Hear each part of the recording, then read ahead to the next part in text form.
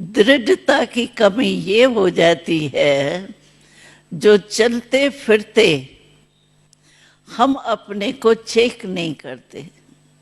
रात्रि को चेक करना ये तो हमारा नियम पक्का होना ही चाहिए, लेकिन बाबा कहता है कि बीच बीच में भी चेक करो।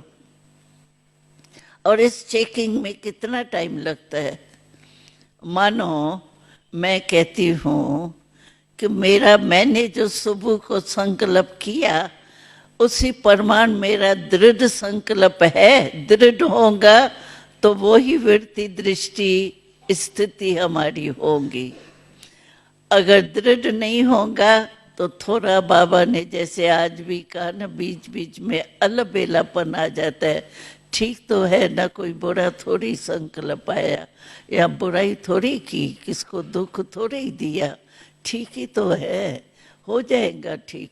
ऐसे अपने आप में ही अलबेलेपन के संकल्प जो आ जाते हैं, वो अलबेलापन ऑटोमेटिकली दृढ़ता को हल्का कर देता है। और कुछ नहीं होगा, कोई और संकल्प नहीं होगा, लेकिन क्या है, जो काम कर रहे हैं ना, उस काम में ही इतनी बुद्धि लग जाएंगी, जो बाबा, भले बाबा है हमारा, ये तो निश्चय है ही, लेकिन जो मैंने संकल्प किया जिस शक्ति के लिए, जिस स्थिति के लिए, वो थोड़ा मिक्स हो जाता है। इसीलिए बाबा कहता है कि दृढ़ता को लगातार रखो। जैसे सुबह के समय संकल्प हमने किया, तो उस समय तो दृढ़ संकल्प करते हैं, नहीं आज मैं करके ही दिखाएंगी बाबा को रिटर्न दे के ही दिखाएंगी।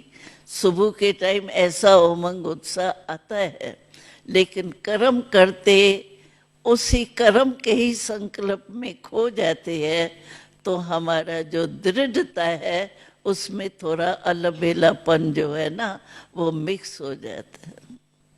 इसीलिए बाबा ने कहा कि बीच बीच में बस मेरा संकल्प जो किया, जो स्थिति मैंने आज अमृत वेले बाबा के आगे संकल्प लिया, वो मेरा है या नहीं, ढीला है या उसी प्रमाण चल रही है मेरी स्थिति, इसमें कितना टाइम लगता है।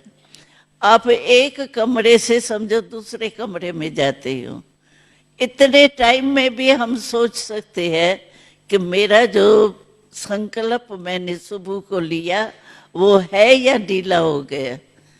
कहने में हमारे को टाइम लगा, लेकिन सोचने में इतना भी टाइम नहीं लगता है। हम कह देते हैं हम बहुत बिजी रहते हैं ना, बहुत ऐसे होते हैं ना, लेकिन ये भी काम है ना। कहते हैं ना कि काम बहुत होता है ना, आज इतना काम था, मेरा सारी बुद्धि उसी में ही लगी हुई थी, तो ये काम नहीं है। जैसे उस काम के लिए हमको ये रहता है कि काम था ना, वो पूरा करना था ना, जरूरी था ना, तो क्या ये भी काम है ना। बाबा ने अमृत वेले जो हमको, मैंने संकल्प किया बाबा के पास पहुंचा, ये भी तो काम है ना। तो अलबेलापन आ जाता है, हो जाएगा। कई ऐसे कहते हैं भले मेरे बीच बीच में थोड़ा ढीलापन आता है, लेकिन समय पर पहुंच जाऊंगी, मेरे को निश्चय है मैं हो ही जाऊंगी, लेकिन संस्कार अलबेलेपन का रहा हुआ होगा बीच बीच में, तो अंत में भी वो धोखा दे सकते हैं। हम समझते हैं पौना घंटा तो ये हमारा बिल्कुल स्पेशल है, क्योंकि बाबा का कहना है कि ये अमृत वेले का टाइम जो है ना, फिक्स किया हुआ है, ये समझो भगवान का टाइम हमारा मिला हुआ फिक्स है। आज प्रेसिडेंट टाइम अगर देवे हमको, भाई 8:30 बजे आना है, मिस करेंगे?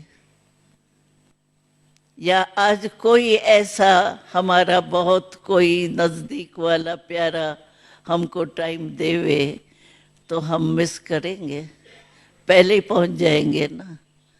ऐसे ही अगर हमको ये खास बाबा ने टाइम हमारा फिक्स किया है कि बच्चों के लिए है, भक्तों का पीछे टाइम होता है, लेकिन बच्चों के लिए अमृत वेले का ये टाइम स्पेशल बच्चे के लिए है। और उसी टाइम को हम समझो कभी कभी मिस भी हो जाता है, कभी मिक्स हो जाता है, तो क्या कहेंगे? ये अच्छा तो नहीं लगता है ना, अगर पीछे होवे और याद आवे तो बहुत काल का जो होता है ना कोई भी अनुभव, वो खींचता जरूर है। तो बाबा कहते हैं ये भी आपका संगम का 1 सेकंड 1 वर्ष के समान है। बाबा ने लास्ट बोली में ये चैलेंज दी कि संगम समय का 1 सेकंड जो है वो 1 वर्ष के समान है। तो हम तो समझते ना 1 सेकंड ही तो हुआ, 1 मिनट। कई ऐसे भाई बहने होते हैं ना, एक दो में बातचीत करते, जरूरी भी नहीं होती है, ऐसे साधारण होती है, कहेंगे भाई अभी तुम्हारा टाइम तो ये नहीं था, फिर बात करते कहेंगे नहीं नहीं, खड़े खड़े ऐसे 2 मिनट इससे बात की, कोई ज्यादा थोड़ी की, लेकिन 2 मिनट नहीं की, संगम के 2 वर्ष आपने गमाया। इतना हमको अटेंशन रखना चाहिए। 2 मिनट 1 मिनट नहीं है, इसके महत्व को जानना चाहिए। तो इतना महत्व अगर हम जानेंगे ना, तो फिर हमारी स्मृति कभी भी नीचे ऊपर नहीं होगी।